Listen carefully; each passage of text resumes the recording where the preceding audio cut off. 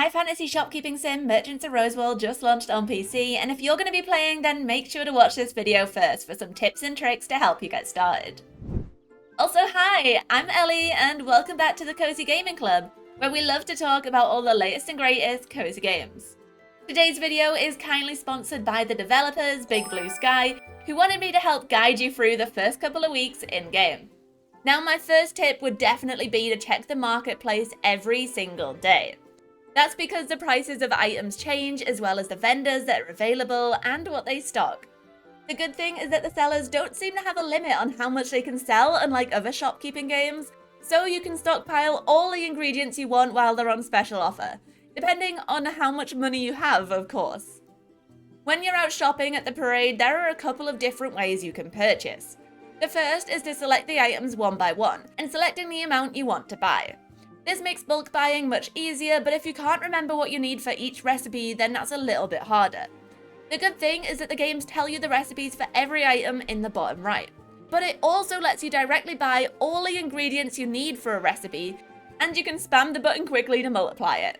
But there's also another way where you can get a ton of stock for up to 20% off. That'll definitely make making money much easier as a business, and the great news is that it's super easy. Some vendors offer bundles that you can buy to get loads of resources for a reduced cost. Each store has a different discount, so make sure to check them all and buy the best one for the kind of shop that you run. Every week there's also a special event for the market that will cause the prices of stock to fluctuate. From celebrations to strikes, keep an eye out for these special days to get a discount, with some events giving you as much as 50% off. But on the flip side, there are also special events that make items in short supply, driving up the prices, so make sure to buy all the supplies you need before that day to not be spending beyond your means. In the menu, there is a calendar that'll help you keep up to date with all of the upcoming events, but there's also another hint system in the game that'll foreshadow them for you. At the end of each day, when you get your summary, comments from your shoppers will appear on the bottom right, and some of them give you hints for the future, like this one. In addition to special events that offer fluctuating prices at the marketplace, there's also events that boost the popularity of particular item types. If you're not sure which items come under a certain tag like comfort or savory, you can check the compendium, which has a list of every craftable item and their tags. It's also worth noting that in this game there are only 5 days in a week, and I'd recommend trying to sell as many things as you can by the end of the week. That's because at the end of each week you can only carry around 10 crafted items to the following week. This includes any items that are used as resources to craft other items like noodles or stone bricks, and any items you can't carry over are sold at a heavily discounted price. So it's always best to try and sell as many as possible before the end of the week, or hold off crafting until the next Moon's Day. Speaking of crafting, there are 6 different professions in Merchant of Rosewall, including stonemasons, cooks, and artists, amongst other trades. Over time, you'll gradually be able to expand your workshop to hire new employees in the various professions, who can craft new goods for you to sell and allow you to expand your shop stock. However, you can only usually craft 1 item per craftsman per day, which can limit how many items you can create, especially as some craftable items require crafted resources to make. For example, to make this stew, you have to make noodles, which means it'll take 2 days to complete the process. The good news is that craftsmen also have perks, which can help them speed up their work. There are a range of different perks, including doubling the output of the goods they craft, or being given a second chance to craft another item. These usually have a 15% occurrence rate and can randomly trigger at any time, which can be a great bonus to help further your shop. However, alongside perks, each character also has a limit.